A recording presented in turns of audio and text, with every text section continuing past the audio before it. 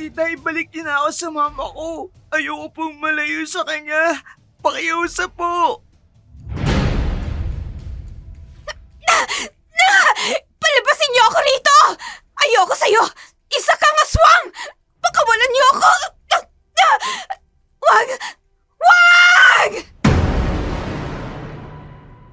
Isa ka na sa amin, at ang ating pinagsaluhan ay ang dugo ng aming angkan.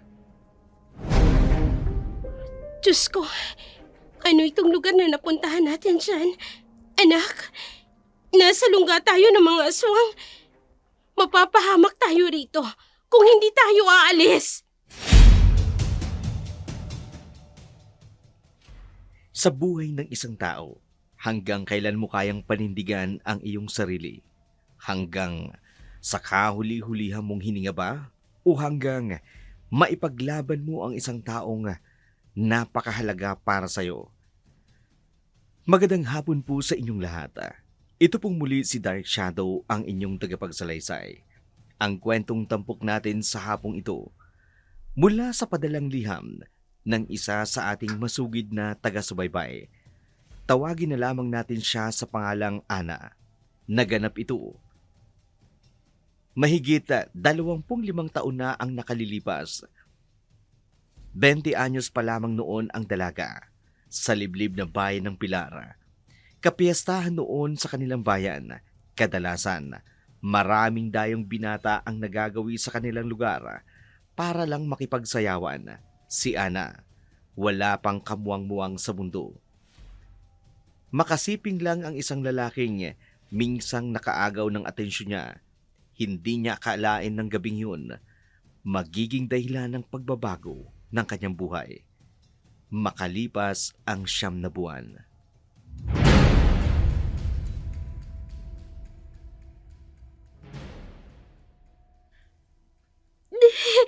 Nahihirapan ako. Hindi ko na po kaya.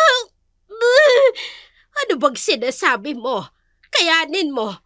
Kung hindi mo pipiliting mailabas yan, hindi lang ang buhay ng bata ang mapapahamak. Pati ikaw, Ana. Pagod na po ako. Wala na po akong pwersa. Hindi ito ang tamang panahon para sumuko. Isipin mo ang anak mo. Kung pati ikaw ay susuko, madadamay ang bata. Aling Rosing, ano po bang dapat kong gawin? Tulungan niyo po ako. Ay, sige. Iirim mo. Kapag nararamdaman mo ang paghilab, ha? Aalalayan ko ang tiyan mo. Para makatulong ay didiinan ko ito ng unti-unti para mailabas siya. Handa ka na ba? Opo. Susundin ko pong ipagagawa niyo. Basta iligtas niyo lang ang bata. Pakiusap po. Ay, nakikita ko na ang ulo niya. Pakiramdaman mo ang sarili mo. Umiri ka kung kinakailangan. Opo.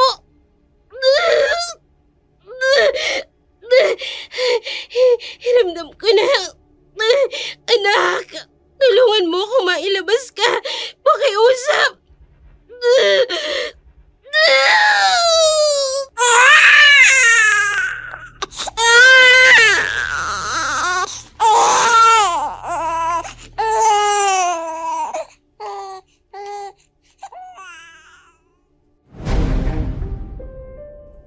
Ligtas na naipanganak ni Ana ang sanggol, ang batang naging dahilan ng pagbabago sa kanyang buhay. Lumipas ang 5 taon. Naging kalakip na ng buhay ni Ana, ang bansagang disgrasyadang babae o babaeng nagsasarili. Maagang nabuntis. Hindi pa niya nakikilala ang binatang nakabuntis sa kanya. Yan ang chismis ng karamihan tungkol sa kanya na naging dahilan para hindi makihalubilo sa iba at intindihin na lamang ang kanyang anak. Napilitan siyang magtrabaho sa isang klaba para lang matustusan ang lahat ng kanilang pangangailangan. Di na alintana na napaliligiran ng mga kalalakihang langus sa espiritu ng alak. Gabi ng mga oras na yun, isa-isa nang nagdadatingan sa loob ng club ang kanilang mga parokyano. Umaalingaw-ngaw ang magandang tugtugin at halakhakan ng mga kalalakihan sa table ng mga naggagandahang GRO ng club. Sa pinakadulong upuan, nakaupo ang isang sopistikadong binata.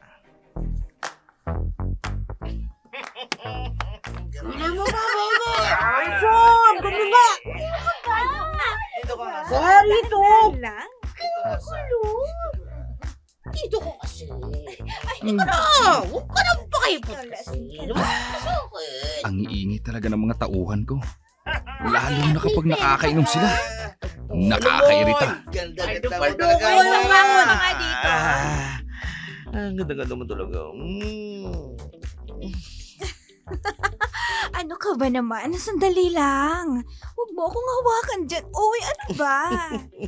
Kahit nagbumukhang matanda ka, huwag kang pakipot pa. Hindi mo ko tatabihan rito kung hindi mo rin naman ako gusto, di ba? Huwag ka naman kasing mabilis. Nasa labas tayo. Kung gusto mo akong masolo, humanap ka ng lugar para sa atin. Sige, sandali ka lang sa akin ha. Kukuha lang ako ng pera.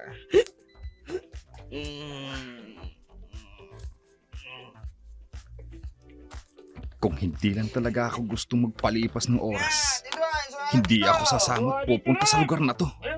Baby! Bakit mo tinapon ang alak namin, ha? Hindi ko po sinasadya. Inawakan niyo kasi ang bewang ko eh. Umiwis lang ako sa pambabastos ninyo. Ito naman, bewang lang eh. Tabihan mo na lang ako. Halika! Ayoko nga! Kawawang Ana. Mukhang natipuhan na naman. Dapat lang yan sa'yo. Ano ba? Bitiwan mo sabi ako eh. Hindi ako GRO rito. Hindi ka naman magtatrabaho dito kung hindi ka bayan ng babae. Halika na, halikan mo na ako. Isa lang akong serbedora. Hindi ako tulad ng ibang mga babaeng naririto na nakikitable sa mga lalaki. Ano ba? Halik lang naman eh. Yun lang naman hinihingi ko. Hindi mo pa ako mapagbigyan. Sinabi ng ayoko eh. Nakuha ang atensyon ng binata sa kumusyong namamagitan sa dalawa. Napalingon siya rito at nakita ang babaeng kinukulit ng lalaking lasing. Hinahawakan ang magkabilang balikat, pinipilit ilapit ang mukha nito sa mukha ng babae. Natabig nga nito ang lamesang nakalagay sa tabi nila. Tatayo na lang sana siya para pigilan ang gulong yun nang makita niya ang matapang na pagsampal nito sa lalaki. Nabuhal ang lasing sa kanyang kinatatayuan. Mabilis na nakatakbo ang babae papalayo. Nanambasto sa kanya, palibasa. Sa gawin niya nakapwesto ang mga cubicles ng mga servedoras, kaya't kitang-kita niyang umiiyak ang mga mata ng babae. Nagkatinginan nga silang dalawa. Agad itong bumawi ng tingin, lalo na nang tuluyan nang nakapasok ang babae sa loob. Tinigil ang binabalak niyang pagpigil sa kaguluhan. Tahimik niya na lang na inubos ang alak sa kanyang mesa at umalis na rin sa kanyang kinauupuan. Samantala, si Ana sa kanilang washroom.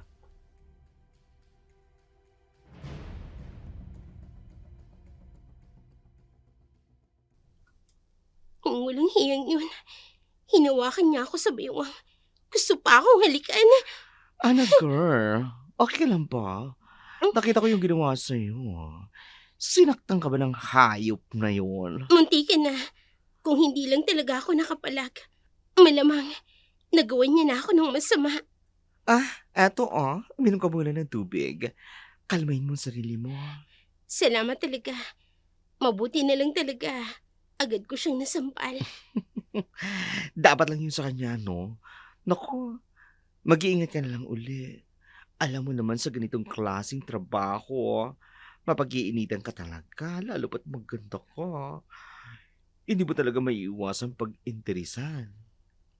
Kung hindi ko lang talaga kailangang magtrabaho para sa anak ko, hindi ako magtsatsagang magtrabaho dito. Speaking of anak, kanina may tumatawag sa line natin, hinahanap ka. Nakaulitan na nga si Mama Sang. Sige, salamat. Si Jen, bigla akong namiss ang boses ng pinakamamahal kong anak. Baka sa mukha ni Ana ang kaba at takot. Nung tinungo niya ang landline area sa kanilang club, dahan-dahang pinindot ang numero ng teleponong ginamit na kanyang anak sa pagtawag. Palibasa, kapitbahay lamang nila ang kaibigan niyang may-ari noon, kaya madaling nakapunta ang bata sa kinaroroonan ng landline.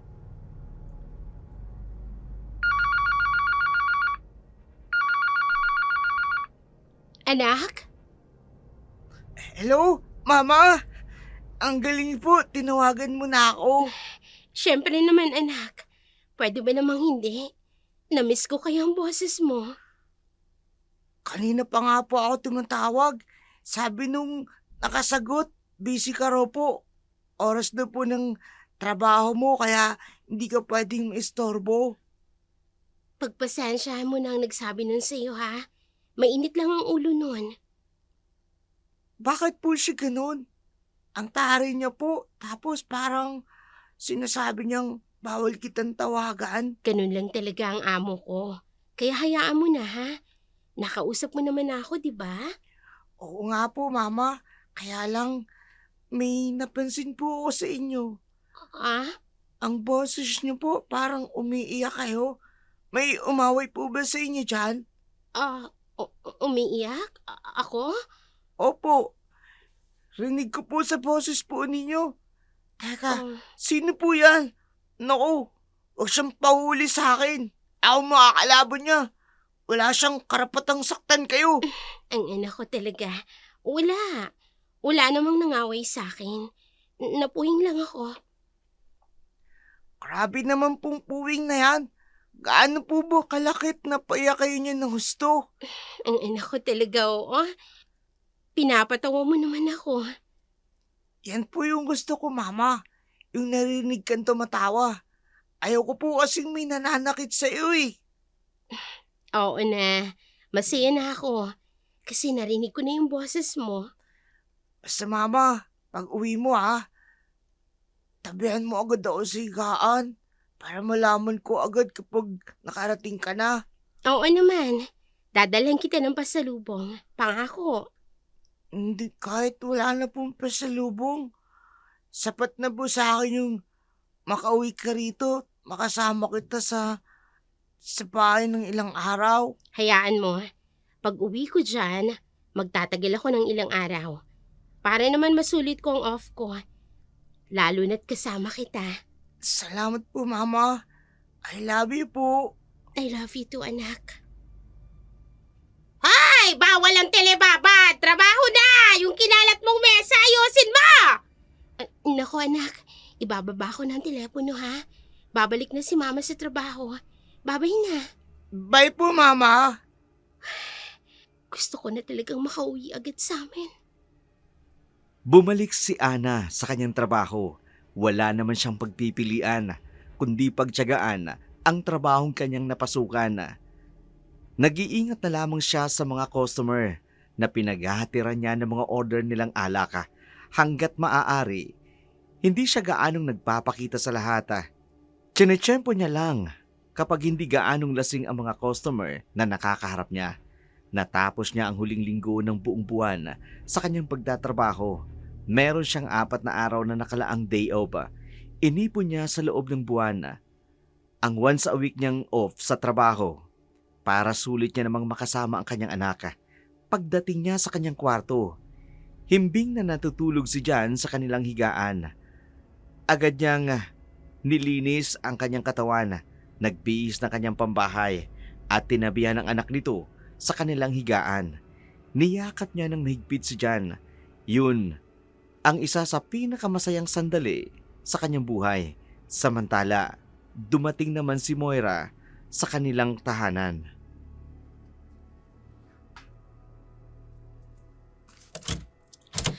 Ay, OMG. Nakauwi na rin ako sa wakas. Oh, Moira! Aling Rosing, gising pa kayo? Si Mama, nasa bahay ba? Wala.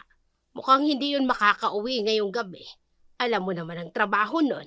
Hmm, ang mapagkunwari kong stepsister, dumating na rin ba? Nauna lang sa'yo ng konti. Papasok na ako sa bahay namin. Ayoko ulit makitang pagmumukha niya. Aba, ikaw pa talagang may ganang umasta ng ganyan.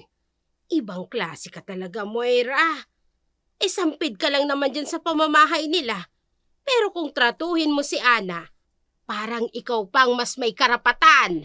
Una sa lahat, wala kang pakialam sa kung anong meron ng pamilya namin. Landlady ka lang ni Ana. Kung may problema ka sa akin, huwag mo akong kausapin. Nakoy, pasalamat ka.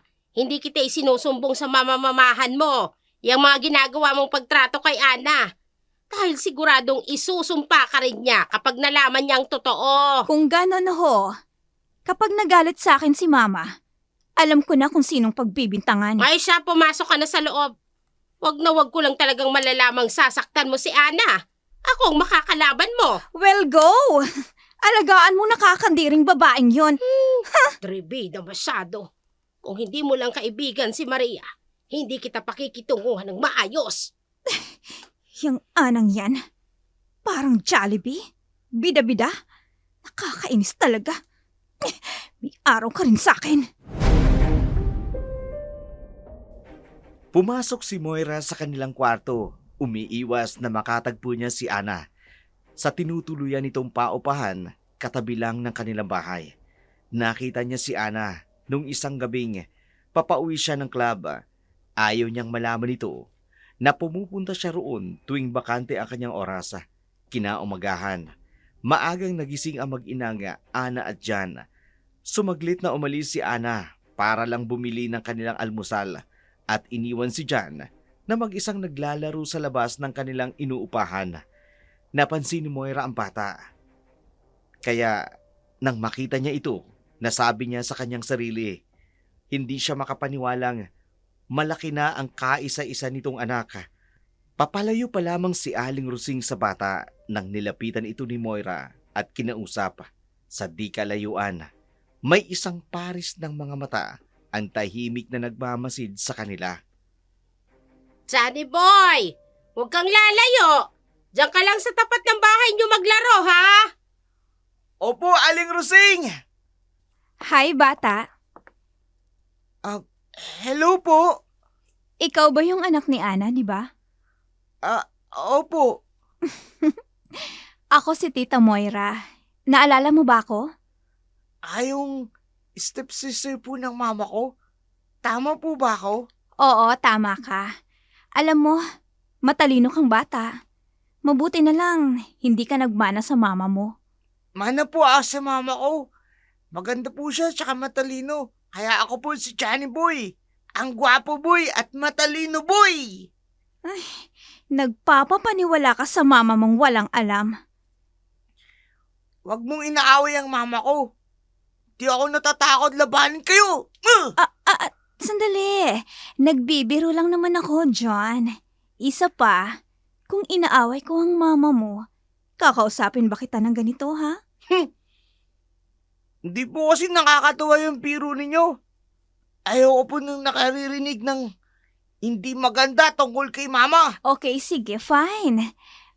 Okay, para makabawi ako sa mga nasabi ko sa mama mo, kunin mo tong ibibigay ko sa'yo. Ano naman po yan? Mane! Alam mo, bagong luto yan. Binili ko lang yan kanina bago ako umuwi ng bahay. Ang cheap po ninyo. Pero tingnan ko. Mukhang masarap ah. Oo, masarap talaga yan. Mainit-init pa. Ayan, sige lang. Tikman mo. Salamat po. Mamaya ko na lang po kakainin. Hihintayin ko po si mamang makauwi. Kainin mo na. Manilang naman yan eh. Hindi naman yan makakasama sa'yo. Bakit po parang kulit-kulit nyo? Bakit parang gusto nyo sundin ko kayo kung kailan ko kakainin? Sabi kasi ni mama, wag daw basta kakain ng kung ano-ano hindi niya alam. Ay, nako, basta tikman mo na lang. Isa lang. Tapos yung iba, edi mamaya. Heto, Malutong po at medyo mapait. Teka, akala opo, mani.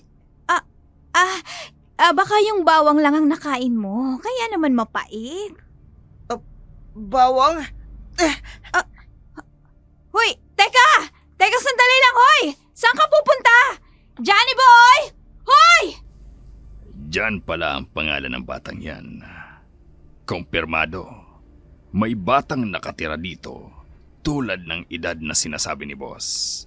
Siya na nga kaya ang anak ni Bossing? Mabilis na pumasok si Jan sa kanilang inuupahan. Pumunta sa kanilang kwarto. May hinahanap sa drawer, ang isang bagay na ginagamit nila kapag nahihirapan siyang huminga. Ikinalat niya sa loob ng drawer. Inisa-isa ang mga laman habang tumatagal. Napapahinto na siya sa kanyang pagkilos. Unti-unti nang nanghihina. Napipigilan ng kanyang paggalaw sa kakapusan ng hangin. Naglilitawan ang malalaking pantal sa kanyang katawan. Tuluyan na itong napahiga. Dumidilim na ang paningin. Anino na lang ang taong nasa pintuan ang kanyang naaaninag. Tuluyan na siyang nawalan ng ulirata. Diyos ko! Jan! Anak! Jan! Aling Rosing! Tulong! Tulungan niyo ho ako! Ay, ano ba kasing nangyari? Hindi ko ho alam.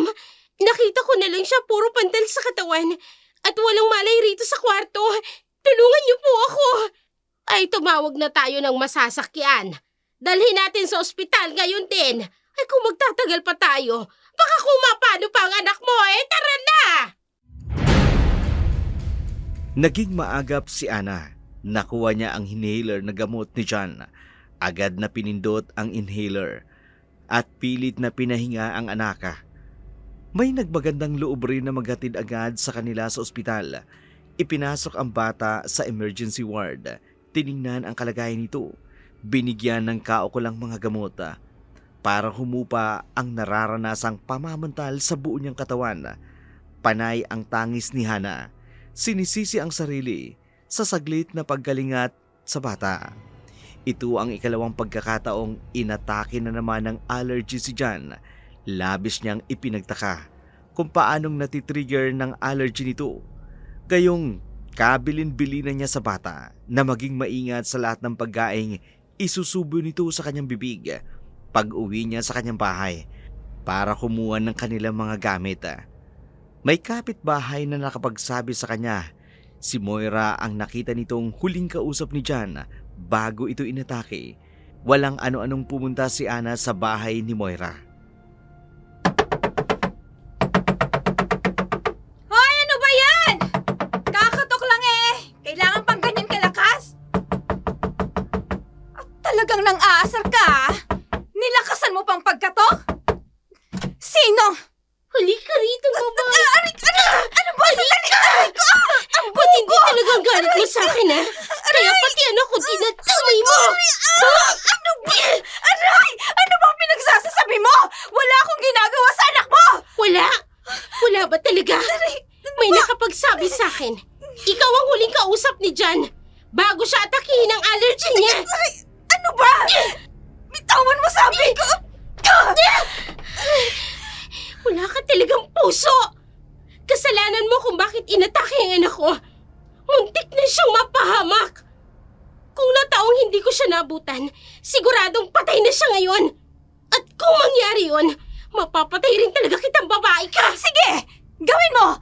Akala mo ba natatakot ako sa'yo, ha? Sige! Try me! Lumapit ka sa akin. Gigilitan ko talaga yung liig mo. Bakit mo ba ako pinagbibintangan? Nakikipagkwentuhan lang ako sa anak mo! Oo. Pagkatapos, nilasa mo ng pagkaing ibinigay mo. Ang kapal talaga ng mukha mo. Inagaw mo na sa akin ang atensyon ng mama ko. Pati anak ko ipapahamak mo. Ilang ulit ko bang sasabihin sa'yo, hindi ko naman intensyong ipahamak ang pamangkin ko. Binigyan ko lang naman siya ng pagkain. Malay ko bang bawal sa kanya yon? Huwag mong matawag-tawag na pamangkin ng anak ko.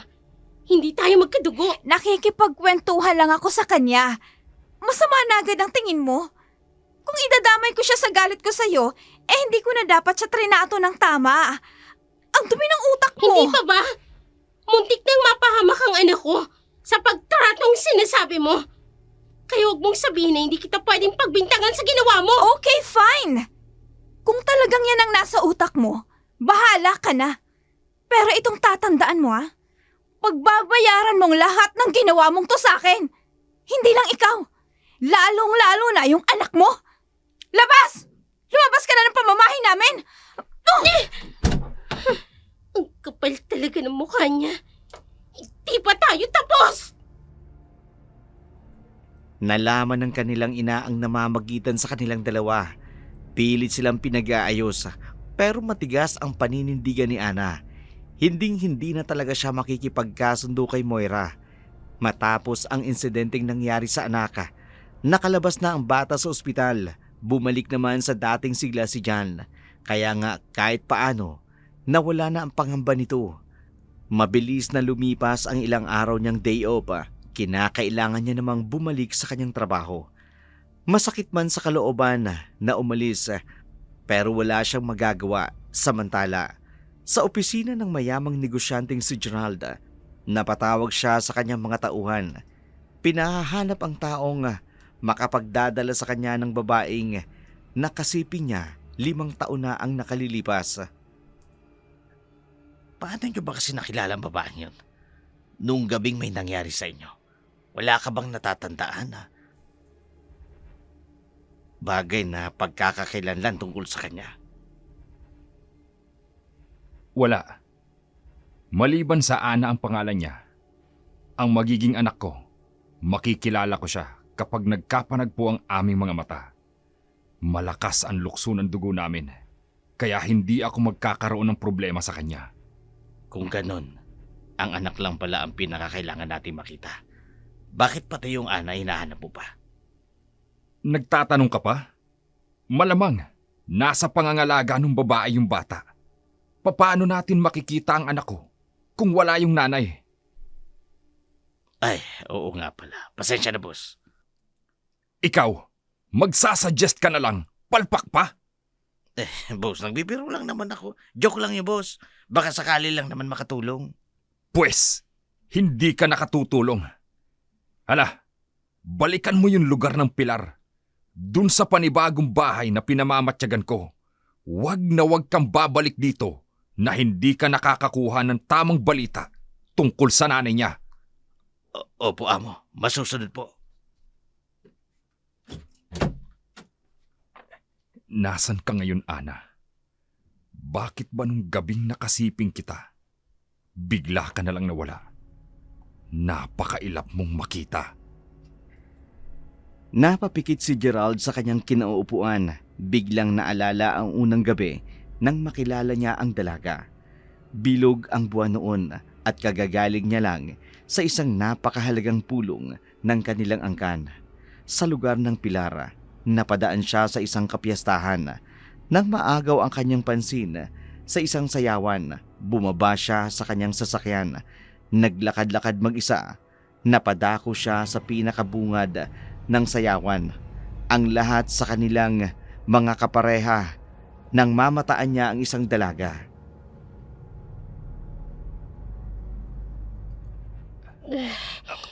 Dokong mayroon yun Pinainom ako ng alak. Tapos iniwan lang ako. Gising pa ang karamihan sa mga naririto. Ano bang meron dito? Malalagot ka sa akin kapag nagkita tayo. Hahanapin ko siya. Miss, ayos ka lang ba? Pasensya naman. Nabangga tuloy kita.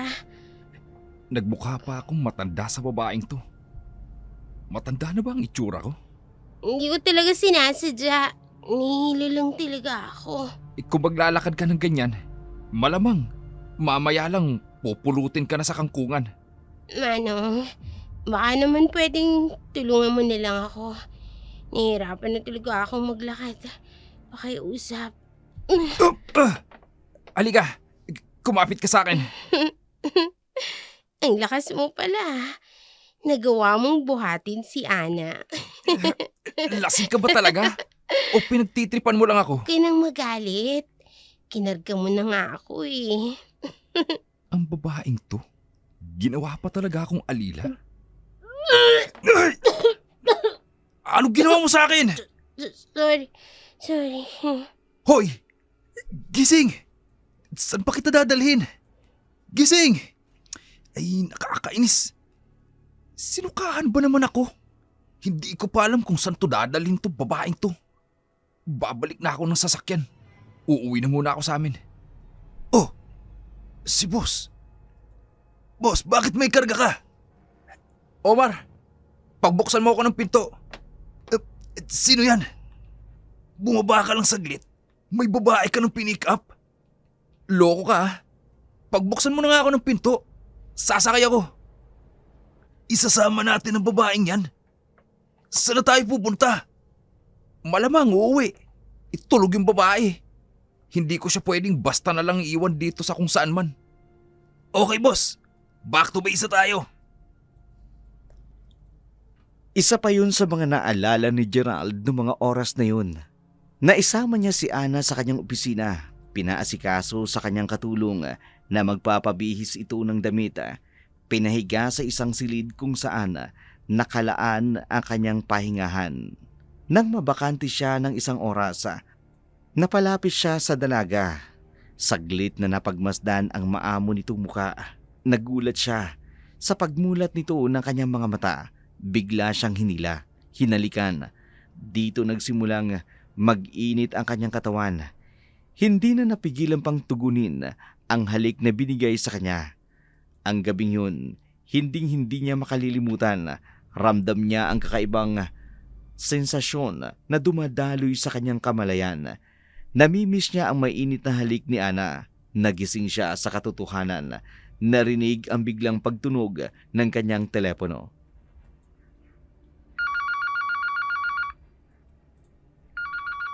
Nakatulog pala ako. May tumatawag. Sana naman magandang balita na ito. Hello? Boss, magandang balita. May natagpuan kaming Ana ang pangalan sa lugar ng Pilar. Walang asawa. At nakita kong nakitira roon sa malapit sa pinagmamatyagan mong lugar. Doon din malapit sa batang nakumpirma ko. Ibigay mo sa akin ang saktong address. Pupuntahan ko. Agad na tinungo ni Gerald ang tahanang tinutukoy ng kanyang tauhan. Walang pag-aatubiling, hinanap si Ana. Si Aling Rusing ang unang nakausap nito. Siya rin naman, dating Aling Maria. Nagulat ang matanda kung bakit hinahanap ng isang mayamang lalaki ang kanyang anak. Sinabi ni Gerald ang pakay na anak noong una. Noong una, itinanggi pa nitong kasama nila si Ana. Wala kasi siyang tiwala sa mga taong maaaring nagpapanggap lang, lalo na sa taong ngayon pa lang nakakilala. Umalis si Gerald nang hindi malang nakita ang kanyang mag-ina. Nangako namang babalik ito, oras na magkaroon siya ng pagkakataong mapuntahang muli ang kanilang tahanan. Samantala, nabalitaan ni Moira ang pagpunta ng nasabing lalaki. May kung anong planong pumasok sa kanyang isip, walang kaalam-alam. Ang lahat sa biglaan niyang pagpunta sa paupahang bahay ni Ana. Nakita niyang tahimik na naglalaro ang bata sa loob ng bahay. Jan! Shh! Jan! Tita Moira? Buksan mong pinto. Dali! Ayoko po. Magagalit si Aling Rusing. Ano ka ba? Ako lang to. Eh bakit? Natatakot ka ba sa akin? Hindi naman po. Pero may bilin sa akin si Mama. Huwag akong lalabas ng bahay. At huwag raw akong makikipag-usap sa inyo. Grabe naman tong si Ana. Kung ilayo ka sa akin parang may gagawin akong masama sa'yo. Pasensya na po. Sumusunod lang po talaga ako sa bilin sa akin ni Mama. Si Mama mo nga nagsabing puntahan kita dito. Ha? Pero si Tita... si Aling Rusing po kasi kagagalitan niya ako. O sige, ganito na lang. Buksan mo ang pinto, aalis tayo.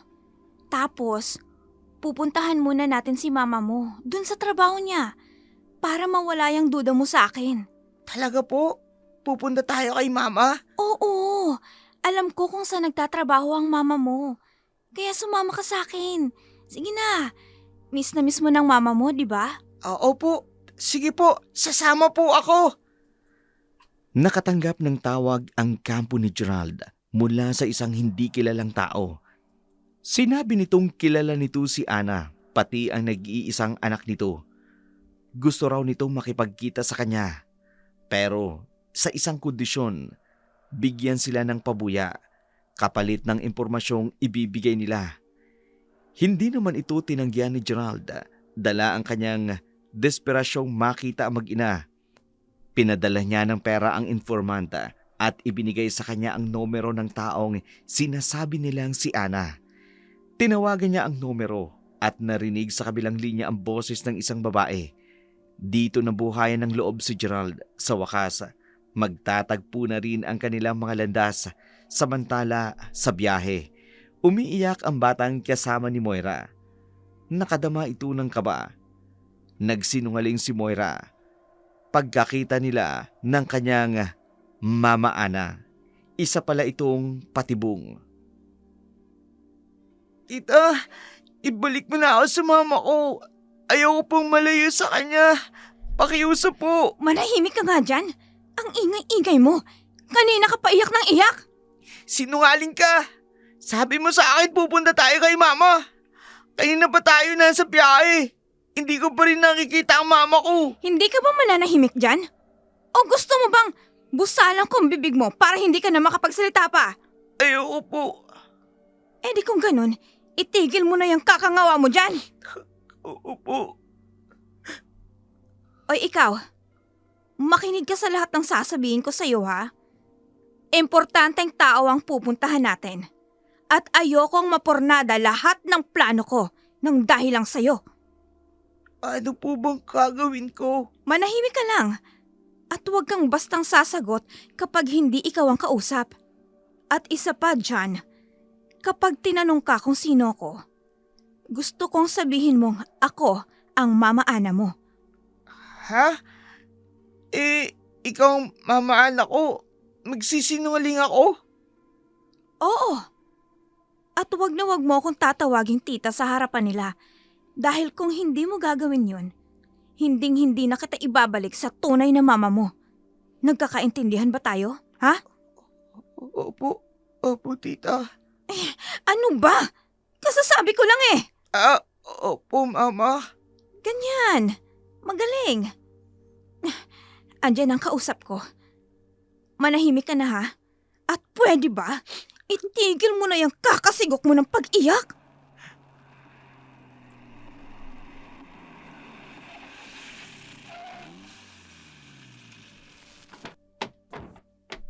Madam Ana!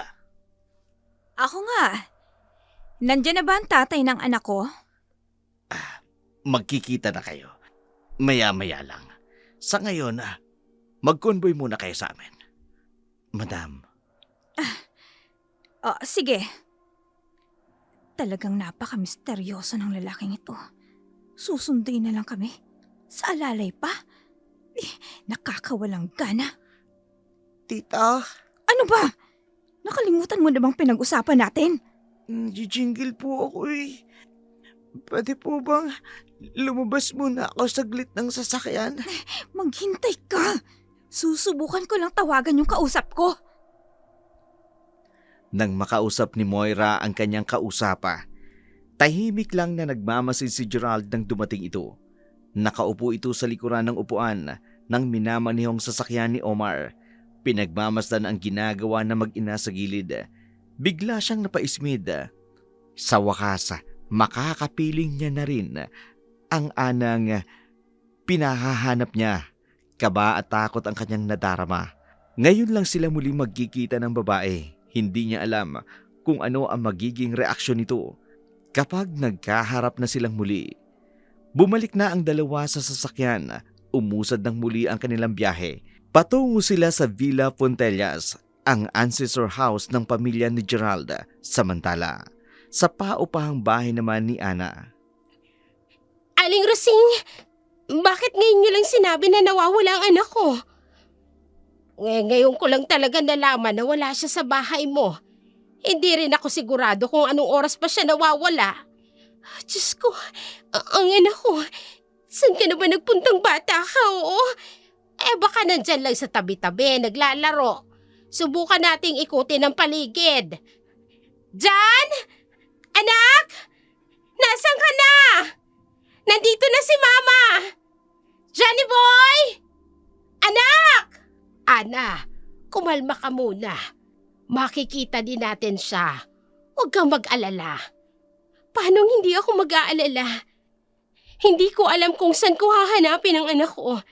At bukod pa roon, may sakit siya. Baka kung may makain siyang masama sa kanya at hindi ko magawang mailigtas siya. Aling Rosine, si Jan na lang ang tanging meron ako. Kung mawawala pa siya sa akin, paano na ako? Gagawa tayo ng paraan. Amo, pupunta ako sa mga kapitbahay natin.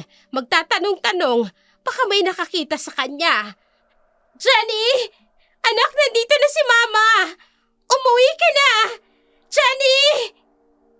Oy, si Johnny, may kabong hinahanap ninyo. Ay, may man nakakita raw sa kanya.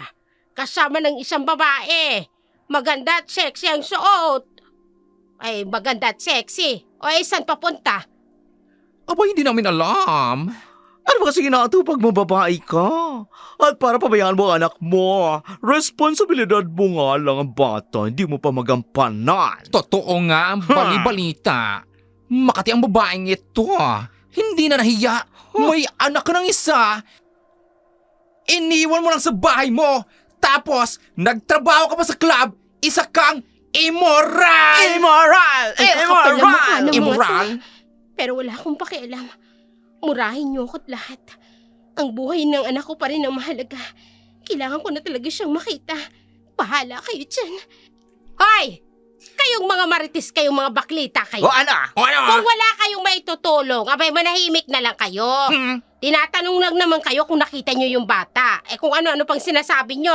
Hala, pagsiuwi na kayo, mawala kayong kwenta. Uwi! Hoy! Di wag kayo magtanong sa amin! Tayo na nga! Layasan na natin ang dalawang yan!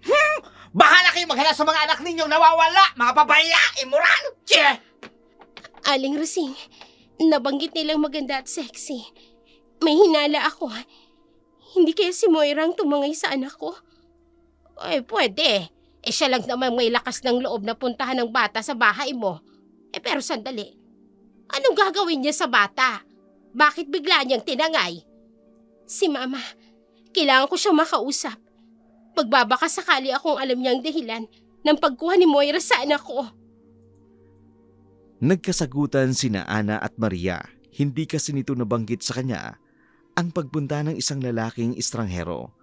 Ang paglihim nito sa kanya ang naging dahilan para mag-away silang mag-ina. Pinatulayan lang nitong mas malaki ang pabor na binigay nito kay Moira kesa sa kanya. Tuluyan nang nanlumo si Ana sa kanyang kinatatayuan. May binabalak si Moira kay Jan. Hindi nila alam kung saan nila ito hahanapin. Wala silang mapagpipilian. Buhay ng anak niya ang nakasalalay. Hindi siya titigil hanggat wala siyang nakukuhang lead kung saan nga ba niya hahanapin ang dalawa. Samantala, sa Hacienda Fontellas. Boss, bakit ganyan kayo makatingin sa sasakyang nakasunod sa atin? Bakit ba pakiramdam ko hindi siya yung Ana na hinahanap ko? Ho? Paano naman mangyayari yun? Yung bata po kamukhang kamukha ninyo. Imposibleng hindi nyo anak yun. Hindi ako duda ron sa bata. Dun sa nanay, dun ako nagdududa. Boss naman, pinunta na natin sila sa bahay nila. At natatandaan ko ang babaeng yon, ang kausap ng bata. Nung gabing pinuntahan nyo ako roon, siya ang nakasama nito ng mga oras na yon. Tiningnan mo lang, hindi mo mismo kinumpirma kung ang anang ang yun ang kausap niya. Boss, hindi na po malayo Loko ka talaga. Magtatrabaho ka na rin lang, hindi mo pa inayos. Boss naman, anak mo lang naman talaga ang sadya natin, di ba? Bakit patayo si Ana gusto mo pang maisama? Ano bang pakialam mo? Kailangan ko pa bang ipaliwanag sa yung dahilan? Tauhan lang kita. Boss, kalma lang. Yang mata mo namumula na naman sa galit. Kasalanan mo to. Hindi mo inaayos ang trabaho mo. Pwede man sigurong ibalik natin yung babae kapag hindi siya, di ba? O di kaya ipagtyagaan nyo na lang. Maganda naman siya, sexy. Sira ulo ka talaga. Alam mo ang tunay kong ugali. Hindi ako basta-basta naaakit ng pisikal na kaanyuan. Mataas ang standard ko sa pagpili ng magiging ina ng tagapagmana ko. Hindi ako tumitikim ng pinagsawaan na ng iba. Sorry na, boss. Bilisan mo na ang pagmamaneho. Pagdating natin sa mansyon, ipaghahanda ko siya ng seremonya. Sa makalawa na ang kabilugan ng buwan. Sige po. Kayo po, bossing. May kutob talaga akong hindi siya si Ana. Susubukan ko bumalik muli sa pilar na mag-isa. Magbabakasakali ako. Tuliro na ang isip ni Ana. Hindi magkandamayaw kung saan hahanapin si Jan. Isang gabi, inabutan siya ng napakalakas na ulan sa kakahuyan. Mag-isa siyang naglakad pabalik sa kanyang inuupahan. Masama ang loob nito. Sinisisi ang sarili sa kapabayaan niya. Nagulat pa siya sa biglang pagidlat, dahilan para magulat siya. Napatakbo siya sa pinakamalapit na waiting shed na kinaroroonan niya. Maputik at madulas ang daan. Nang akma niyang ihahakbang ang kanyang kaliwang paa, nawala ang kanyang panimbang.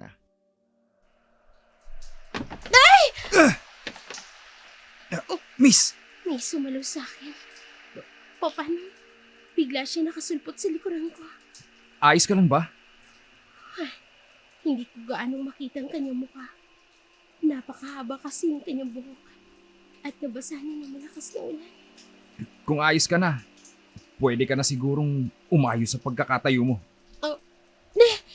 Teka, bitiwan mo nga ako. Huwag mo akong hawakan. Ganyan ka ba talaga magpasalamat? Imbis na sabihin mong salamat, aawayin mo pa ako. Ano bang paki mo? Sinabi ko rin ba sa yung saluhin mo ko? Hindi naman, di ba? Nagmamagandang loob na nga ako para sa'yo para hindi ka man lang mahulog dyan sa putikan. Ako pa ang masama? Bakit ba kasi nandito ka? Huwag mong sabihin sinusundan mo ko. Bakit magnanakaw ka ba? Hold-upper ka, no? Sa itsura kong to, mapapagkamalan mo akong kriminal? Oo nga naman. Magara ang suot niya. Pero dahil nga sa hindi makitang gaano ang mukha niya, hindi ko mawari kung pangit ba siya o gwapo. Hoy, huwag mo nang piliting titigan pa ang mukha ko. Dahil hindi ko rin naman ipakikita sa'yo kung gaano ako kagwapo. Antipati kong to. Wala akong interes na malaman ang totoong itsura mo. Ay! Diyos ko! Kumidlit na. Ayoko pang mamatay! Hindi ka nga interesadong makita ang mukha ko. Nakayapos ka naman sa braso ko. Ay! Diyos ko! Sige, pagbibigyan kitang yumapo sa akin hanggang sa tumigil ng ulan. Pero oras na huminto na to, maghihiwalay na tayo ng daan. Nakakainis talaga. Utang na loob ko pang samahan niya ako sa gitna ng ulang ito. Yung kidlat naman kasi. Alam kong masama ang loob mong samahan kita rito. Pwede naman kitang iwan kung gugustuhin ko. Pero paano? Ang higpit ng pagkakahawak mo sa braso ko. Huwag mong isipin ginusto ko to, ha? Wala lang talaga akong choice. Ay, naku. Kakainis. Sa dilim ng paligid, hindi namamalaya ng dalawa kung ilang oras na silang nakaidlip magkatabi roon sa waiting shed. Maghahating gabi na nang magising si Geralda. Bumangon na ito. Hindi pa pwedeng abutan siya ng 12:00 sa daan. Malapit na magkabilugan ng buwan. At maaaring malaman ng babaeng yun ang tunay niyang anyo. Umalis na siya sa tabi na nakaidli pa ang dalaga sa upuan ng waiting shed habang hinihintay nilang tumila ang ulan. Nakatulog ito sa kanyang tabi. Hindi niya magawang gisingin ito. Kailangan niya makabalik sa kanila. Naalimpungatan siya nang marinig ang malakas na huni ng mga palaka sa palayan. Nagmamadaling bumangon at nagmamadaling umuwi. Magkakasakit kasi siya kung magtatagal pa siya sa ganung ayos. Iwinaksi sa isipan ang lalaking kanina lang ay nakasama niya. Wala siyang oras na isipin ito. Ang totoong problema niya ang pagkawala ni Jan. Samantalang sa Hacienda Fontellas. Bata, halika na. Kanina ka pa hindi kumakain. Baka magkasakit ka. Ayoko. Ako pagagalitan ako ni boss kapag nagkasakit ka. Ikaw pa naman ang pinaka-importante sa kanya. Sabi ng ayoko eh. Manang-mana ka sa tatay mo. Kung anong gusto niya, yun ang susunod. Omar? Anong problema? Boss, wala naman. Ito kasing bata ayaw kumain eh. Ayaw? Hindi pa ba siya kumakain mula pa pagkarating dito? Opo, boss. Kaya nga nag-aalala ko eh. Baka magkasakit eh. Ako ang masisi ninyo. Pag-igihan mo ang trabaho mo. Nakamasid si Mama sa lahat ng ginagawa mo sa apo niya. Apo, ako bang tinutukoy ng lalaking ito? Bakit kung tingnan ako ng taong ito parang nakangisi? Nakakaloko yung tingin niya. Bata, anong ang pangalan mo? Huwag kang matakot sa akin ha. Hindi kita sasaktan. Binilinan ako ni Mama. Huwag ako magdadaldal. Hindi pwede ako makipag-usap sa estranghero. Shh, uy, huwag mo siyang sasagutin ng ganyan. Naku, bata ka eh. May pinagmanahan ka talaga sa pagiging suplado mo. Po, Wala, ang sabi ko ang gwapo mo. Kumain ka na. Nakakatuwang batang to. Para akong nakikipagtalo sa batang version ko. bakit po kayo tumatawa? Natatawa lang ako sa'yo. Mamaya, pwede ba kitang masolo? Marami akong itatanong at sasabihin sa'yo. At gusto kong maging tapat at totoo ka sa akin. Sige po. Johnny boy? Anak? Nandito ka lang pala. Kanina pa kita hinahanap. Oh, excuse me, Mr. Bakit mo kinakausap ang anak ko? Napadaan lang naman ako. Pasensya na. Omar, ikaw na ang bahala sa ating bisita. Yes, boss. Ang suplado ng isang yun ah. Tinanong ko lang, nilayasan ako. Sayang, gwapo pa naman. Madam, magpunta muna kayo sa inyong silid. Maya-maya lang ay magsisimula na ang handaan para sa inyong pagdating. Magbihis muna kayo ng pormal na damit. Nakalagay po sa kwarto ninyo. Ganun ba? Sige. John, dito ka lang ha. Magbibihis lang ako. Babalik ako agad. Opo. Umiiwas ng tingin ang bata sa nanay niya. May away ba ito mag-ina? Kailangan malaman ko. Hindi pwedeng hindi ko malaman kung anong dahilan ng ganyan nilang tinginan. Pinaghandaan pala nila ang pagdating namin dito. Ano kaya ang sunod na mga mangyayari mamaya? Para may iniisip siya. Tinitingnan niya ba ako? Ako ang alalay. Dakilang alalay. Pero kung makatingin siya, susundan ko siya. Baka kung may binabalak siyang kung ano.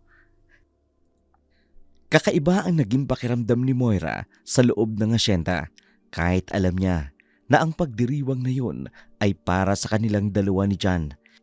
Lumabas na siya sa kanyang silid at pumunta sa pagdarausan ng handaan. Nakita niya ang kabuang ayos ng bulwagan.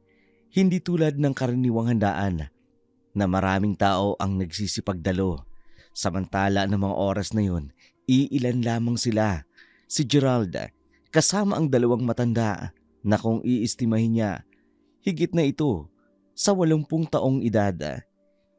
Itinatago lang ng kanilang totoong edad ang kahanga-hanga nilang kasuotan, luma, maluwang at may mga disenyong antigo na hindi basta makikita sa kung saan. Nakahatag sa maliit na bulwagan, ang mga iyon ang mga kakaibang disenyo ng seremonya.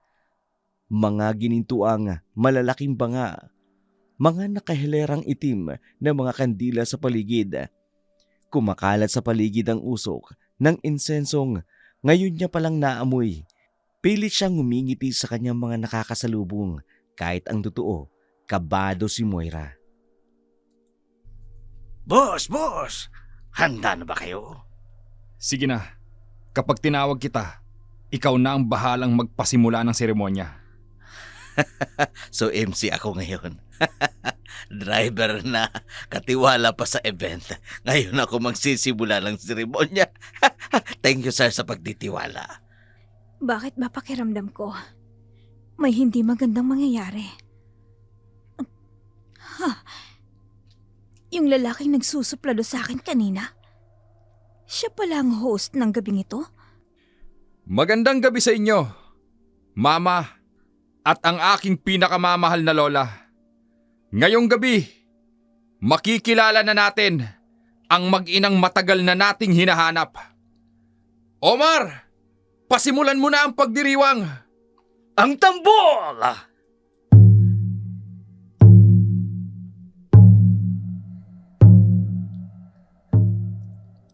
Si John, tahimik lang na nakaupo sa isang sulok.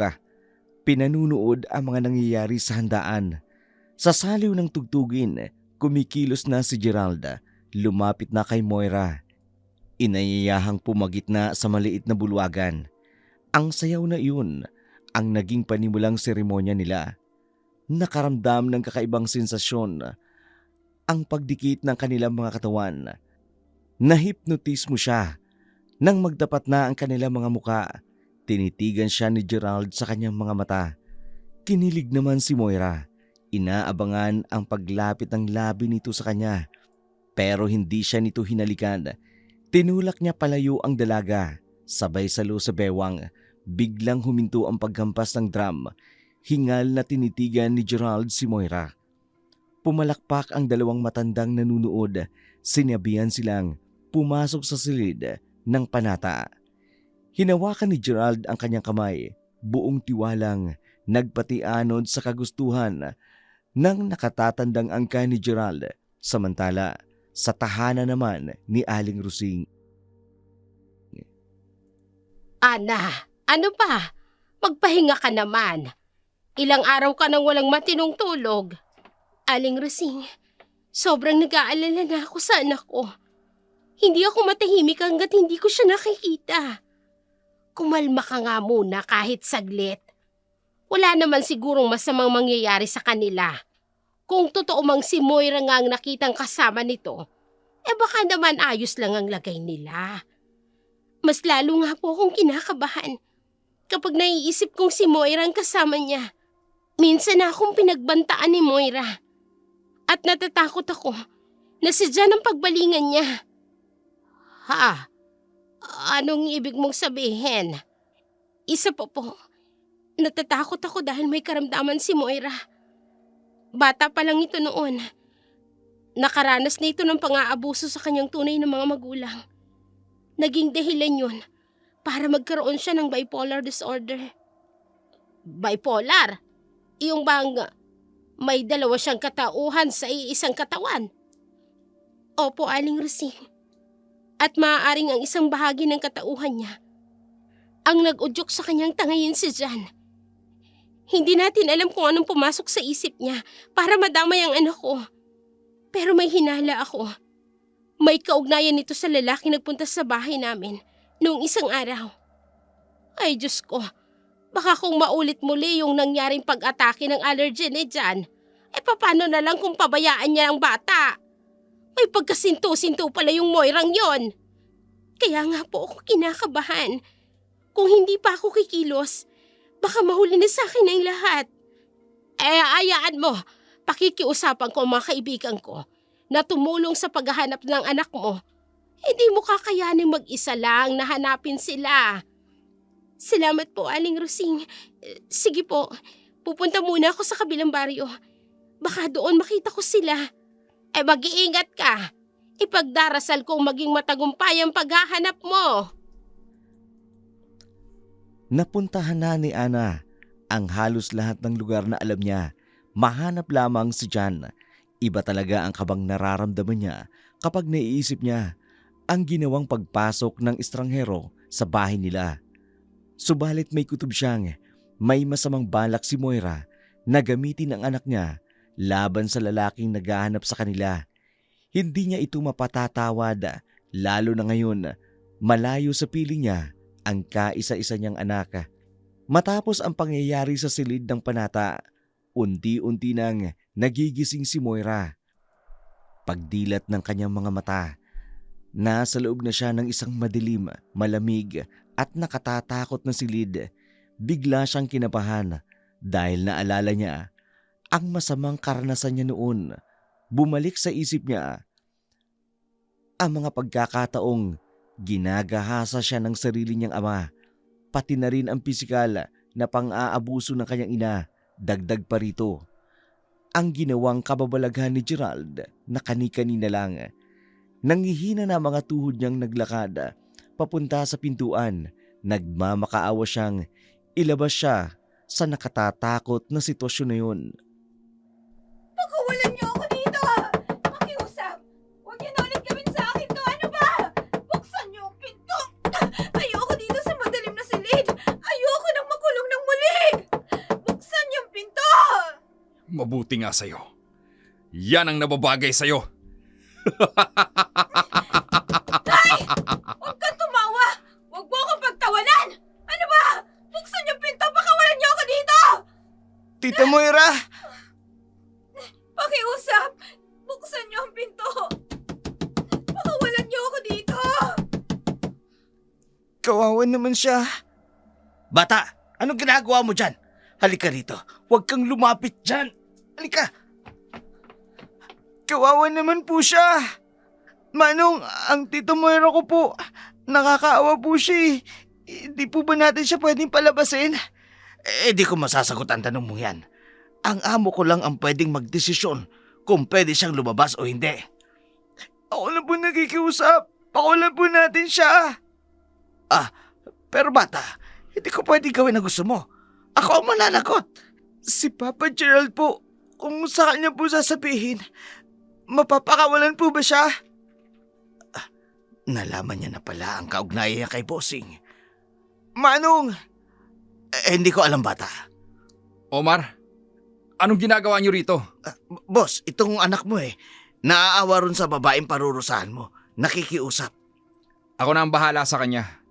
Sige na, bumalik ka na sa ibang mo pang gagawin. Opo, boss. John? Anak? Papa, kanina ko po kayo gusto makausap. Si Tita Moira po, pakawalan mo na po siya, please. Gusto mo siyang pakawalan. Pero bakit? Ginawan ka niya ng masama. Tapos, inaalaala mo pa rin siya?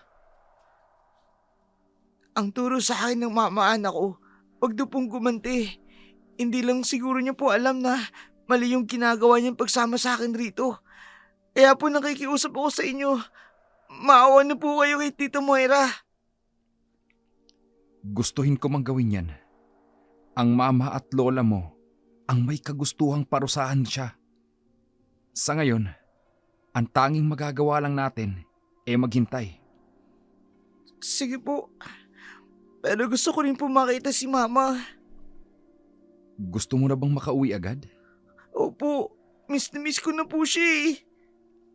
Sige, sa makalawa, ihahatid ko na kayo. Sa isang kondisyon. Huwag mo munang sabihin sa kanya ang tungkol sa akin. Ako mismo ang makikipag-usap sa kanya para maging buo na tayo. Gusto mo ba yon? Opo, kaya lang, bakit hindi niyo nang pukusapin si Mama? Pag nagkita kayo, bakit po ang dami niyong paligoy-ligoy? Masyado kayong OA. Sa bahay na mag-inang Maria at Ana, galit ang naging reaksyon nitong malaman ang totoong dahilan ng pagkawala ni John. May isang lalaking naging testigo na makita ang dalawang sumakay sa isang sasakyan. Balak niya sanang sitahin at pigilan ang dalawa, pero naalala nitong pamangkin nga pala ito ni Moira. Pero sa huli, nadamay pa ang binatang yun sa galit ni Aling Maria. Ito ang kauna-unahang pagkakataong nagpakita ng pagkadismaya sa dalaga. Palibasa, nakasanayan na ni Ana na lagi siyang binabaliwala, lalo na nung nabundis siya nung hindi inaasahan. Nagpunta siya sa police station. Ipinablatter ang pagkawala ng kanyang anak, pero kinaumagahan, nagulat na lamang sila nang makitang patakbong papalapit na ang batang si Jan sa kanyang ina. Mama! Jan? Anak? Oh, Diyos ko! Salamat at naririto ka na sa piling ko, Jan. Oo nga po. Masaya po kasi sa piling niyo eh. Anak, na-miss kita. Teka, paano ka nakauwi rito mag-isa? May naghatid po sa akin. Sino? Nasaan sila, ha? Saan ba kayo nagpunta? Tsaka bakit ganyan ang itsura mo? Ang tita Moira mo, bakit hindi mo kasama? Ikwento mo lahat sa akin ang nangyari sa'yo. Sandali lang po. Ang dami niyo pong tanong. Alin po ba doon ang una kong dapat sagutin? Sagutin mo ang unang tanong ko. Sinong naghatid sa'yo at nasaan ang tita Moira mo? Nakaalis na po. Yung naghatid sa akin, pero si Tita Moira po, andun po siya sa dati niyang inuupahan. Inihatid na po siya ron nila. Nino, sinong naghatid sa inyo? Sasabihin ko na ba kay Mama? Pero nangako ako kay Papa. Anak, hindi mo na ako sinagot. Sinong kasama mo pabalik rito? Nakalimutan ko po yung pangalan niya. Basta po mabait siya. Napakasaya ko po, Mama. Bakit nga? Nawala ka ng ilang araw. Halos mabaliw-baliw na ako sa kakahanap sa'yo. Ang mahalaga po, nandito na ako. Kasama ko na po kayo. Puntahan mo na lang po si Tita Moira. Mabuti pa nga. Mananagot talaga sa akin ang babaeng yan. Nang malaman ng ina ni Ana ang pagbabalik nito, nagtungo ang dalawa sa dating kwarto ni Moira. Ilang iskinita lang ito mula sa kanilang bahay. Kaya saglit lang, narating agad nila ang lugar. Susugurin na sana ni Ana si Moira, pero hindi niya magawa. Kakaiba kasi ang itsura niya. Malayo sa dati niyang maayos at sopistikadong kondisyon. Umiiyak ito at nagsimulang bumulong ng kung ano-ano sa harapan nila. Hindi maintindihan ni Ana ang kanyang nararamdaman, awa ba o galit. Nagpaiwan si Aling Maria sa paupahan. Nais niyang maiayos ang kalat na nagawa ni Moira sa kanyang silid, habang si Ana naman hindi maiwasang mag-isip kung sino ang may kagagawa nito kay Moira. Maging si Aling Rusing ay nabahala sa biglaang pagbabago nito. Ana, ano ba talaga kasing nangyari? Bakit nagkaganon yung kinakapatid mo? Hindi ko nga alam, Aling Rusing. Maski ako nagulat. Pati sa anak kong si Jan. Iba yung sayang nakikita ko sa mukha niya. Kinikilabutan tuloy ako. Hindi kaya kinulam yung kinakapatid mo. Panay raw ang bulong nito sa kanyang dating kwarto. Nagrereklamo na yung ibang mga nakatira ron. Gustuhin man naming ilipat siya rito. Hindi namin magawa. Natatakot kaming lahat na masaktan niya. Baka naman na narabis siya, hindi kaya? O naglalaway ba? Nagiging agresibo? Para bang hindi niya alam ang ginagawa niya? Malaki ang galit ko sa kanya. Lalo na nang tangayin niya ang anak ko. Pero hindi ko naman ginustong mangyari to sa kanya. Nakakatakot. Parang hindi basta karma lang yung nangyari sa kanya. Ang anak mo, tinanong mo na ba? May nabanggit man lang ba ito tungkol sa mga nangyari sa kanila? Nung mga araw na nawala sila. Nag-aalangan ako, Aling Rusing. Ayokong mawala sa mga mata ni Jan ang kislap ng kaligayahan. Natatakot akong malaman na may madilim palang nangyari sa likod ng mga ngiti niyang yun. Ayokong mangyari yun. Ikaw na rin mismong nakapagsabi na baka nga may nakatagong masamang pangyayari sa dalawa. Baka naman ikapahamak ng anak mo ang biglaang pagkatakot ng mga tao dahil sa pagbabagong nangyayari kay Moira. Iisipin nilang kasalanan ni Jan ang biglaang pagbabago niya. May punto ka, Aling Rusing. Naguguluhan na ako. Ano ba talagang dapat kong gawin? Ang mama mo, ano bang binabalak niya? Ipapakonsulta niya daw sa isang espesyalista. May hinala kasi siyang muling na-trigger na naman ang past experience ni Moira. Na mas pinalala pa nung nawala si Jan. Pwedeng magkaganon nga ang iniisip ko. Anong nangyari sa kanila ni Jan sa loob ng 3 araw? Nakakakilabot siguro ang ginawa sa kanya. Ay, mahabaging langit. Sana lang magamot pa si Moira. At sana walang maapektuhan. Lalong wag ang anak ko dahil sa mga nangyari kay Moira. Hindi nga nagkamali ng hinala si Ana. Mismong mga ka-boardmate nito ang nagsabi na gumagawa na raw si Moira ng kalaswa-laswang gawain. Hindi ito ginagawa ng isang matinong babae. Huling-huli nila ang paggawa nito ng milagro sa banyo. Maging ang mga kalalakiang boardmate niya, bigla na lang hinihila, dinadala sa silid. Naging mas mapusok ito, madaling madala sa matinding pagkauhaw sa init ng katawan. Dito nagsimulang mangyari ang kinatatakutan ni Aling Rusing na makwestiyon ang kalagayan ni Jan na maayos at masigla, samantalang si Moira puno ng kalaswaan at kababalaghan. Nagsipuntahan ang mga kapitbahay nito sa kanilang inuupahan. Gusto nilang usigin ang anak ni Ana, galit na galit sila dahil nga sa pakiging atribida at mga chismosa at pakialamera. Mali daw ang kanilang desisyon na maibaling sa bata ang kanilang atensyon. Dapat daw si Moira ang kanilang pagtuunan ng pansin. Ilabas mo yung anak mo, Ana! Sabihin mo sa amin ang totoo! Anong ginawa ng anak mo kay Moira? Ha! Natatakot kayo mag-ina? Ang laki ng perwisyong ginawa niyo sa amin! Diyos ko, bakit kaming dalawa ngayon ang anak kong kinukulo nila? Ano bang kinalaman namin sa nangyari kay Moira? Huwag ka na magtanong sa sarili mo! Labasin mo na kami! Yang anak mo may sapi yan! Mula nang bumalik siya rito, naging perwisyo na si Moira! Dalhin niyo rito sa bahay niyo ang babaeng yon! Huwag niyo kami idadami sa kamanlasan ng pamilya niyo! Ha! Mama, ano po nangyayari? Bakit ang daming tao sa harap ng bahay natin? Anak, dito ka lang sa tabi ko. Huwag mo silang intindihin. Pero nagagalit sila. Tapos yung 2 bakla, iritadong-iritado sila. Tapos binabanggit pa nila si Tita Moira. Ayaw mo kami labasin, ha? Pues babatoy na mga bahay niyo! Ah! Ano pa? Ano ba? Lalakasan ko, ha? Mama, binabato nila tayo. Anak, dito ka lang sa akin. Baka tamaan ka ng bubog. Lumayas kayo rito! Mga perwisyo kayo, ha? Diyos ko, tulungan niyo po kami. Ilayo niyo po kami sa mga taong ito. Hoy! Anong ginagawa niyo? Bakit niyo binabatong paupahan ko? Ha? Kayo na naman? O Wala ano? talaga kayong kadala-dala, ano?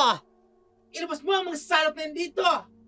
Kakalis ka sa namin para magtanda sa ganong perwisyo ng Moirang yan sa bayan ng Pilar! O ano bang pinagsasasabi niyo? Bakit nadamay ang mag-ina sa kasalanan ni Moira? Paano, Mula na magkaroon ng kaguluhan dito, nagkandawala-wala na yung mga boylets namin! Ha?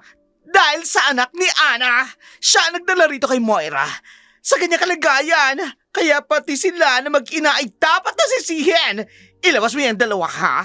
Para hindi ka na madamay pa! Maawa naman kayo sa kanila. Wala silang kasalanan. Oy! Mama, ano gagawin natin? Galit na galit sila. Tignan natin! Ilabas kayo! Kailangan mapalabas mga yan! Lumabas kayo! Labas! Labas! Labas! Labas! Kayo! Mama, ano gagawin natin? Galit na galit sila. Hindi ko na rin alam, anak. Sa totoo lang, naguguluhan na rin ako. Hindi na ako makakabalik sa trabaho. Isinusuka na rin ako ng mga tao. Kaya hindi ko na alam kung saan tayo pupunta. Lalabas, Dumating si Aling Maria. Pinigilan ang kaguluhan ng mga tao. Ipinaliwanag ang kalagayan ni Moira. Dadali na raw ito sa pagamutan para mas maunawaan ang totoo nitong kalagayan. Pinakiusapan naman ng mga tao na hayaan na lamang ang mag-ina pero matigas ang mga ito. Pinaniwalaan nilang may kinalaman si John sa biglaang pagbabago ni Moira. Kaya kahit anong pilit ni Aling Rusing na makumbinsi ang mga tao, gusto pa rin nilang mapalayas ang mag-ina sa bayan ng Pilar. Walang nagawa ang mag-ina kundi lisanin ang kanilang tinitirhan. Kaya't gabi na'y umalis na sila sa inuupahan. Napagawi sila sa waiting shed para mag-abang ng masasakyan. Ang lupit ng mga tao. Hindi man lang nila tayo pinagbigyan. Ang sama nila, Mama. Lalo na yung dalawang bakla. Wala naman tayong ginagawang masama eh. Tapos pinalayas pa nila tayo. Sadyang mapanghusga ang mga tao. Hindi nila alam ang lahat ng kanilang ginagawa. Nabubulag sila ng takot. Wala akong pakialam sa kanila. Kung ayaw nila sa atin, ayaw ko rin sa kanila. Ikaw natututo ka ng magrason. Siyempre po, Mama, malaki na ako. Uy, may upuan po doon. Umupo muna tayo habang nag-aantay tayo ng masasakyan. Sige, ikaw na lang anak. Naalala ko bigla yung lalaking nakasama ko rito. Nasaan na kaya siya ngayon? Ay, may sasakyang huminto. Sino naman kaya ito? Bata! Manong, kayo po pala. Kumusta po? Ayos lang. Anong ginagawa mo rito ng alanganing oras? Gabi na. Bakit nasa labas pa kayo? Pinalayas po kami sa tinitira namin. Jan, ano ba? Di ba ang kabilin-bilinan ko sa'yo na huwag kang makikipag-usap sa kahit na kaninong estranghero? Oo nga pala. Naalala ko, kasama ko pala si Mama. Hindi ko napigilang ma-excite. At si Papa kaya kasama niya? Manong, bakit niyo po kinakausap ang anak ko? Sino ba kayo? Omar, itigil mo na yung pakikipagdaldalan mo. Umalis na tayo.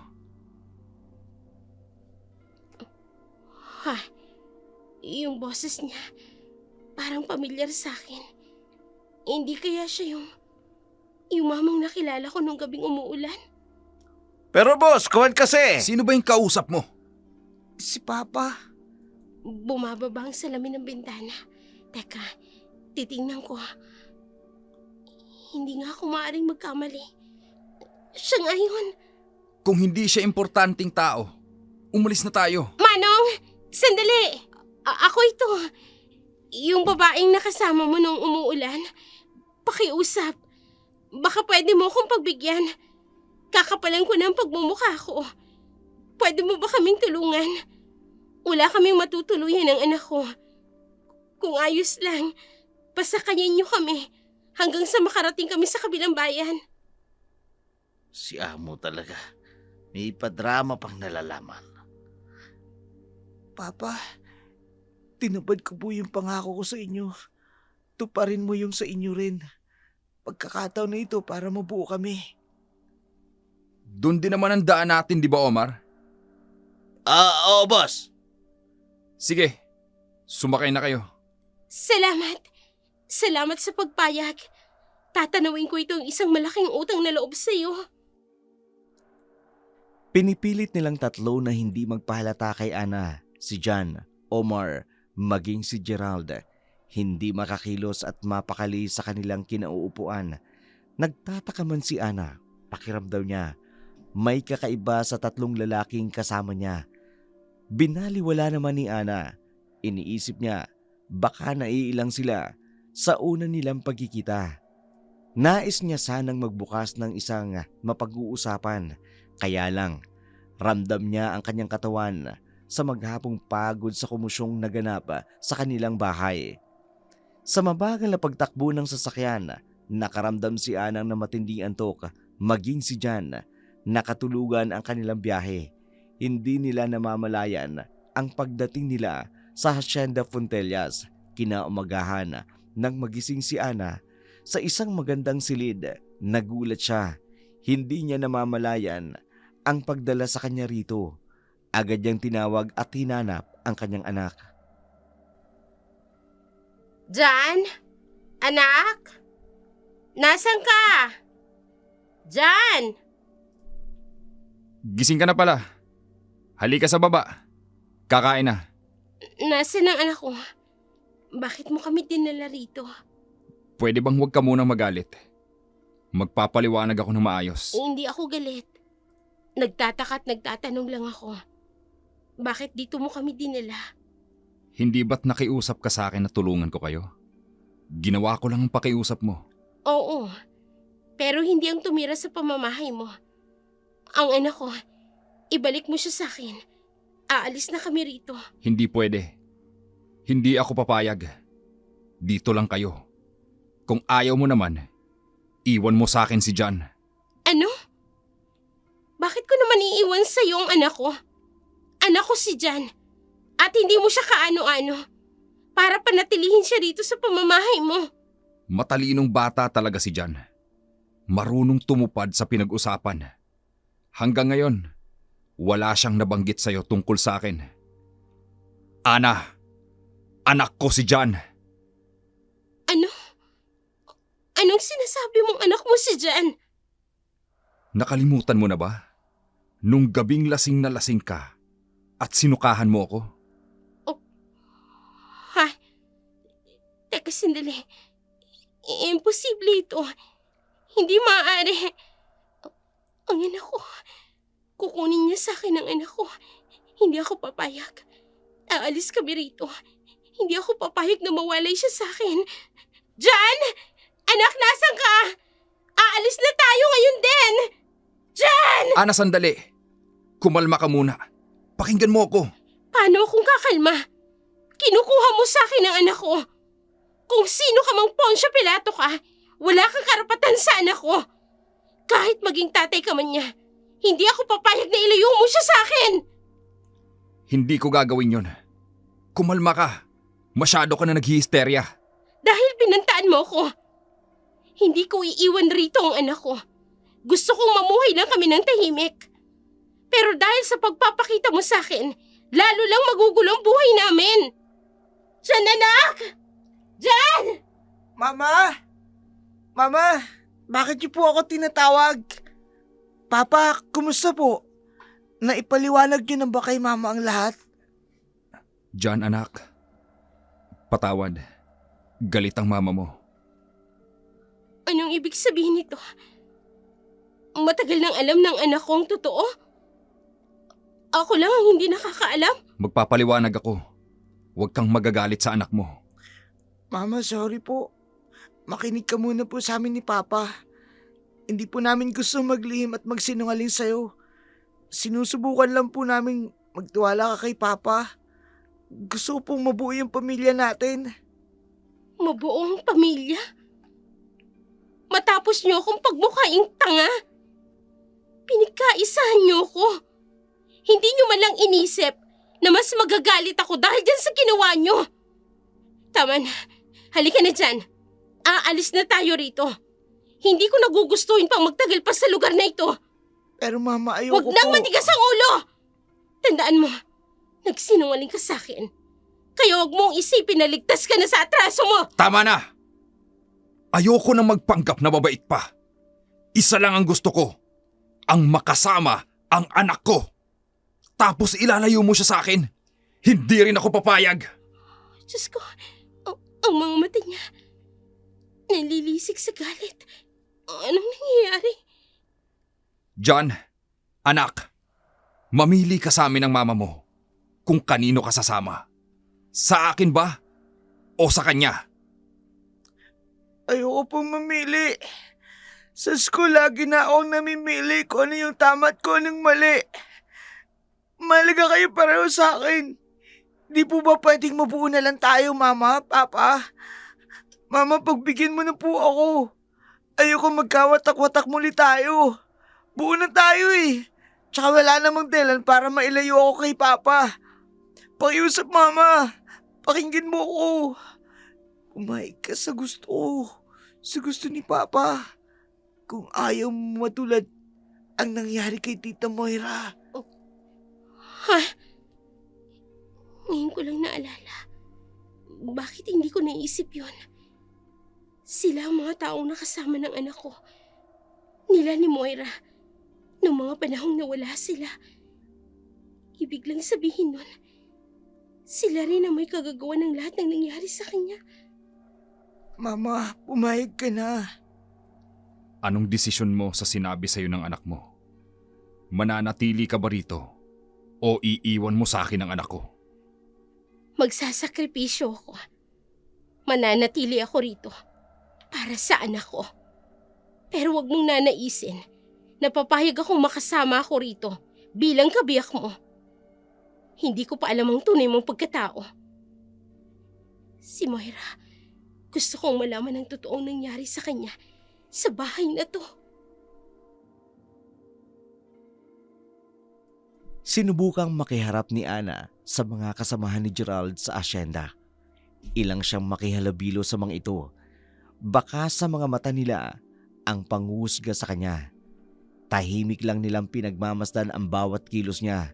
Dito na siya nang hinala na may kinalaman nga ang mga ito sa nangyari kay Moira. Matapos ang agahan, bumalik na siya sa kanyang kwarto, nagkulong at naghintay na lumipas ang 24 oras. Sa hindi inaasahang pagkakataon, naalimpungatan si Ana. Nauuhaw siya, napilitang maghanap ng maiinom.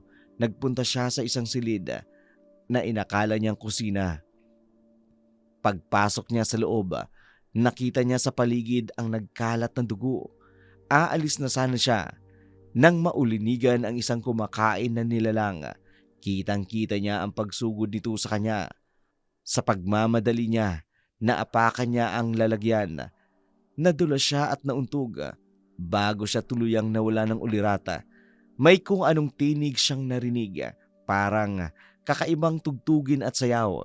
Dito na siya nawala ng malay.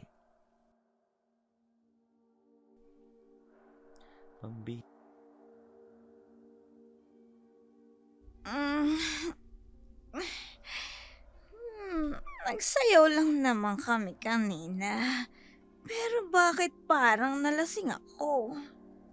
Ana, handa ka na bang maging parte ng aming pamilya?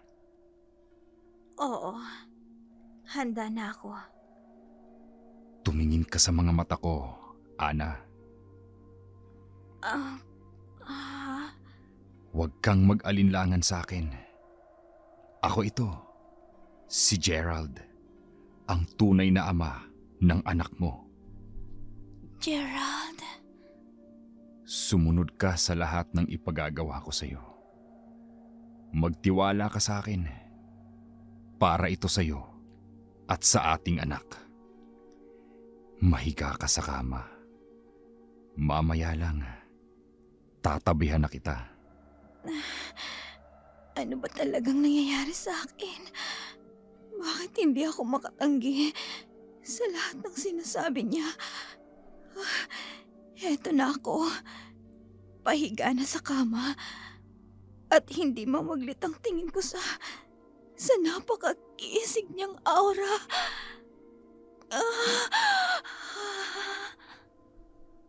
Lumapit si Gerald sa mesang nasa tabi ng kama. Kinuha ni Gerald ang sarong may laman. Bumigas ito nang sinaunang panalangin na ang kanilang mga aswang. Pumasok sa silid si Omar. Dinala ang isang lalagyan. Hindi kita ang loob nito, kaya binaliwala lang ito ni Moira. Sumilip sa siwang ng isa sa pinto si John. Gusto niyang malaman kung anong kaganapan. Nagpunta naman si Omar sa kanilang pinto. Ipinagpatuloy nito ang paghataw ng tambol ng seremonya. Bumalik si Gerald sa higaan. Tinabihan si Moira. Napakainit ng paligid at habang tinitingnan mo ko, lalo ako nasasabik sa'yo. Gerald. Ana, Ilang saglit pa, tuluyan ka ng magiging akin. Gerald, teka, anong ginagawa mo? Huwag kang ngang maghubad sa harapan ko. Wala pa nga akong ginagawa. Ungol ka na ng ungol. Ana, ang tagal kong hinintay ang pagkakataong ito. Aariin na kita.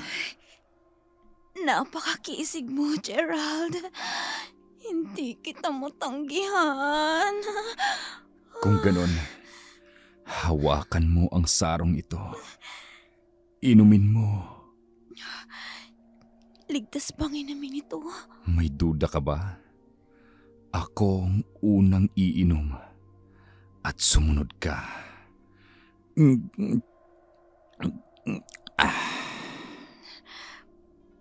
Gerald, kinakabahan ako. Baka kung... Relax. Nakainom na ako. Ikaw naman.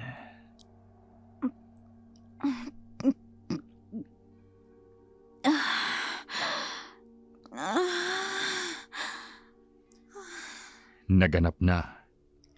Ang sarong ito, ang simbolo ng bagong pagbubuklod ng ating mga sarili. Biyaya kung tapat ang hangarin. Kaparusahan naman kung may balakin kang maitim. Bakit ganito ang lasa? Ano ba to? Espesyal na uri ng alak.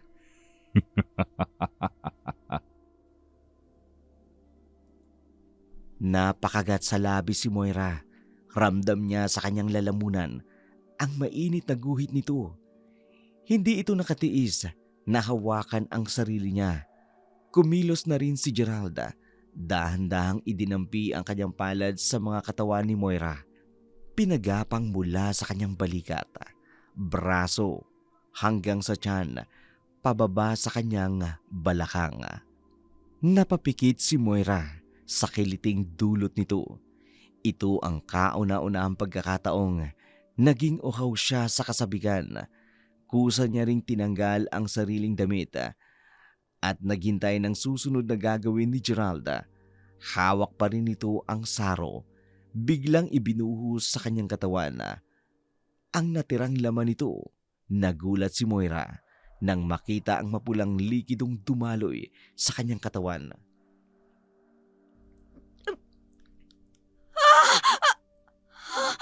Ano yan? Isa ka na sa amin at ang ating pinagsaluhan ay ang dugo ng aming angkan. Dugo? Pinainom mo sa akin to? Hindi. Hindi mo na pwedeng isuka pa yan. Pumunta ka rito at inialay mo na ang sarili mo. Wala ka nang magagawa kundi harapin ang kapalaran mo, Moira. Tinawag niya ako sa totoong pangalan ko. Ibig sabihin, nabunyag na ang pagpapanggap ko. Hindi. Ano na ngayon ang gagawin ko? Ngayon mo makikita ang tunay kong anyo.